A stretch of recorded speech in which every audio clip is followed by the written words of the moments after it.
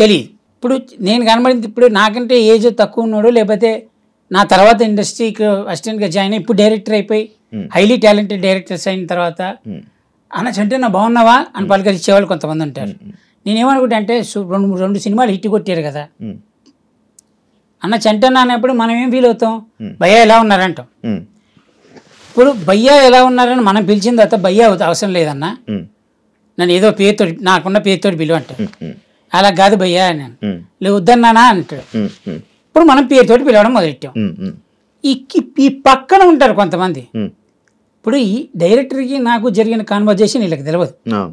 నేను పేరుతో పిలిచిన రావడం వల్ల ఇది ఒక సంఘటన జరిగింది చెప్తున్నా.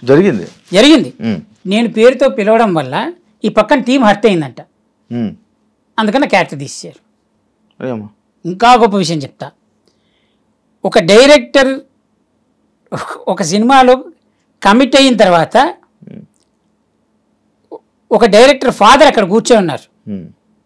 ఇప్పుడు అతను బోర్డు వేసుకోలేదుగా నేను డైరెక్టర్ ఫాదర్ని అని. మనం వెళ్ళాము నార్మల్గానే ఉన్నాం, ఆ పక్కన నుంచి ఉన్నాం. మనం ఆయన సిగరెట్ తాగుతున్నాడు, నేను సిగరెట్ తాగుతున్నాను. ఇప్పుడు ఆయన డైరెక్టర్ ఫాదర్ అని మనం తెలిస్తే మనం రెస్పెక్ట్ ఇచ్చి అయ్యో సారీ అంకుల్ అని మనం అటు వెళ్ళిపోతాం, లేదా అసలు అటు సైడే వెళ్ళాం. నా పక్కన నుంచి సిగరెట్ తాగి ఈడియం ఆర్టిస్ట్ అని క్యారెక్టర్ని తీసేస్తాడు ఎవడైనా.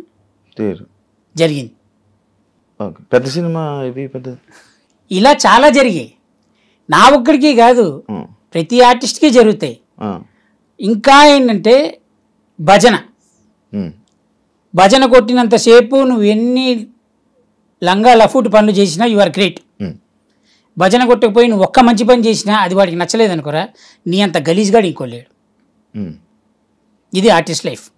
ఓకే, మూడోది ఏంటంటే అసలు నువ్వు ఎలా ఉండాలంటే ఇక మీరే దిక్కబ్బా, ఇక మీ వల్లే పుట్టుక నాది, నా జీవితం మీ వల్ల నడుస్తుంది అంతే. ఇక అసలు నేను నేల వేస్ట్ నీ నేల. మీరు నన్ను వజ్రంగా తయారు ఈ సినిమాతోటి డైరెక్ట్గా ఈ సినిమాలో క్యారెక్టర్ మీరు ఇవ్వడం వల్లే డైరెక్ట్ నంది ఆస్కర్కి వెళ్ళిపోతాను అన్నట్టుగా డైరెక్టర్తో బిహేవ్ చేయాలి, అప్పుడు నీకు ఒక అద్భుతమైన క్యారెక్టర్ పడుతుంది. అంటే ఇప్పుడు ఇండస్ట్రీలో టాలెంట్ని చూసేవారా ఆర్టిస్టులకి అవకాశాలు చూసి ఇవ్వరా అనే క్వశ్చన్ తప్పు అంటున్నా. ఇప్పుడు బ్రహ్మానందం గారు చెప్పినట్టు ఆయనకంటే సీనియర్ ఆర్టిస్టులు ఉన్నారు, వాళ్ళు వెళ్ళిపోయే టైంకి ఆయన వచ్చారు. ఆయన తర్వాత చాలామంది ఉన్నారు ఆర్టిస్టులు. ఈయన రన్నింగ్లో ఉన్నారు కాబట్టి ఈయన గ్యాప్ ఇచ్చినప్పుడు కొంతమంది ఆర్టిస్టులు హైలైట్ అయిపోయారు, రైట్. మళ్ళీ ఆయన ఫామ్లోకి వచ్చారు, మళ్ళీ నడుస్తుంది. అట్లంటే పాత నీరు పోయి కొత్త నీరు వస్తూ ఉంటుంది. ఇప్పుడు నేను పాతోని అనట్లే, నేను ఇండస్ట్రీకి వచ్చి 15 ఏళ్ళు అయింది, దాంట్లో తిప్పి కొడితే 6 ఏళ్ళు పనిచేసి ఉంటాయి ఇండస్ట్రీలో ఆర్టిస్ట్గా, అంతే. మిగతా అంతా జబర్దస్తే. సో ఇప్పుడు ఏమైందంటే మనం మనని చూసే ఇప్పుడు అందరూ నన్ను చంటన్నా అని పిలిస్తే అది ప్రేమ, వాడికి నా మీద ఉన్న ప్రేమ. చంటన్నా అని పిలవడం వాడి బాధ్యత. వాడు ఏం ఫీల్ అవుతున్నాడు, వాడికంటే నేను పెద్దోడిని, నేను ఎరా అబ్బాయి ఎలా ఉన్నావు అని పిలుస్తా, నాకంటే చిన్నోడైతే. నాకంటే పెద్దోడు నేను ఎరా అని ఎలా పిలుస్తా కదా. ఆ ప్రేమ అభిమానాన్ని వాళ్ళు నన్ను చంటన్నా అని పిలుస్తుంటే పక్కోడికి ఏమనిపిస్తుంది అంటే వీడు చంటి కొంచెం పెద్దోడే అన్న రెస్పెక్ట్ ఇచ్చి వీడు చంటన్నానే పిలవడం మొదలెడతాడు. అలా ఇప్పుడు అతను చంటన్నా అని పిలిచి ఇతను చంటన్నా అని పిలిచి ఇతను చంటన్నా అని పిలిస్తే అందరూ నన్ను చంటన్నాను ఎలా పిలుస్తున్నారో అలానే ఒకడి వెళ్ళి ఒక ఆఫీస్లో చంటి టైంకి రాడంట కదా, చంటికి ఈగో ఉందంట కదా అనేది ఒకటి ప్రాసెస్ పెడితే వాడి కిందోడు వీడిని సపోర్ట్ చేయాలి, ఎందుకంటే తప్పదు. వీడు చెప్పిన మాట సై అనాలి. ఈ సై అనే మాటకి అంట కదా అన్న వ్యక్తి నాతోటి పనిచేయలే, ఈ పక్కన సై అంటున్న మాటోడు నాతోటి పనిచేయలే. పోనీ నాకు క్యారెక్టర్ ఇద్దామనుకున్న డైరెక్టర్ ఉన్నాడు చూసావా, అతనికి నా గురించి తెలియదు.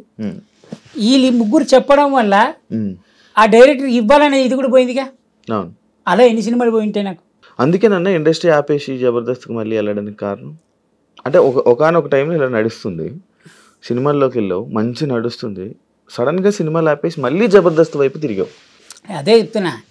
ఇప్పుడు ఆఫీస్కి వెళ్తాం అబ్బాయి, అడగడం మన బాధ్యత, లిటరల్గా అడుక్కోవడం మన బాధ్యత. అడిగాము, ఇస్తాను అని వాళ్ళు చెప్పంగానే మనం జబర్దస్త్ మానేసి లేదంటే డైలీ నడిచే రొటీన్ వచ్చే ఖర్చులు మానేసుకొని ఇంట్లో కూర్చోలేంగా. అవును. ఇప్పుడు అది నడుస్తోంది కాబట్టి కొంచెం జనాల్లో కనబడుతున్నాం కాబట్టి మనం ఇంకా గుర్తుపెట్టుకుంటారు. ఆ చనువుతోటి మనం ఆఫీస్కి వెళ్ళగలుగుతున్నాం. ఇప్పుడు అది లేక ఈ సినిమాలే వస్తున్నాయని కూర్చుంటే ఈ సినిమా రాకపోతే అలా రాలేదుగా. అందరూ ఏమనుకుంటారు, జబర్దస్త్ నడుస్తాం కదా బాగానే సంపాదించుకుంటున్నాడు అంటారు. కానీ జబర్దస్త్లో ఎంత సంపాదిస్తున్నాడు అనేది టీం లీడర్లకి మాత్రమే తెలుసు. వాడికి వచ్చే పేమెంట్ ఎంత, వాడు ఇచ్చే పేమెంట్ ఎంత. చూసేవాడు ఏమనుకుంటాడు, ఏంటి కారులో తిరుగుతున్నారు అనుకుంటారు. కానీ కారు కొనడం చాలా ఈజీ, ఈఎంఐలు కట్టద్దు. ఇల్లు కొనడం చాలా ఈజీ. అంతేగాని ఇప్పుడు ఆ జబర్దస్త్ వస్తుంది కదా అని చెప్పి లైఫ్ని రోడ్డు అలానే బండి మీద వెళ్తూ బతకలేంగా. కొంచెం ఏజ్ పెరిగి మన ఇమేజ్ కూడా పెరుగుతూ ఉంటుంది. దాని తగ్గట్టు మనం మెయింటైన్ చేయాలి. మెయింటెనెన్స్ కోసమే ఆర్టిస్ట్ సగం జీవితం శంకరాగిపోయేది. కాదని ఇప్పుడు జబర్దస్త్ మళ్ళీ వెళ్ళే ఆలోచన కానీ లేదు, అవకాశం వచ్చినా లేదు వద్దన్నారు నన్ను. ఎందుకు వద్దన్నారు? ఎందుకు వద్దన్నా తెలీదు నాకు కూడా. నాకున్న దరిద్రమైన అలవాటు ఏంటంటే ఎవడైనా నన్ను వద్దు అని అంటే ఎందుకు అని నేను అడగను. అది ఎవరు ఎట్లయినా రాసుకొని దాన్ని. ఒకడు ఈగో అంటాడు, ఒకడు పొగరంటాడు, ఒకడు నానా విధాలు మాట్లాడతారు. నేనేమంటానంటే సెల్ఫ్ అది ఉంటుంది కదా లోపల, రెస్పెక్ట్, అదంటా నేను. ప్రపంచంలో ఎవరికి లేదు ఈగో. అసలు ఈగో లేని జీవరాశి ఈ భూమి మీద ఎవడూ పుట్టలేదు ఇంతవరకు.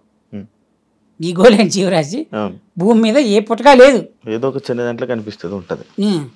మరి వాళ్ళు ఎలా అంటారు నాకు ఈగో ఉందని నాకు అర్థం కాదు. ఇప్పుడు నీ దగ్గర తప్పు లేనప్పుడు కదా నువ్వు ఎదుటి తప్పు అని చెప్పాలి. నీ కథ అంతా నీ ఈగో మీద, అంటే నీ ఈగో అనే టాపిక్ మీద నడుస్తుంది ఇప్పటికీ. నేను ఇందాక చెప్తుంది అదే.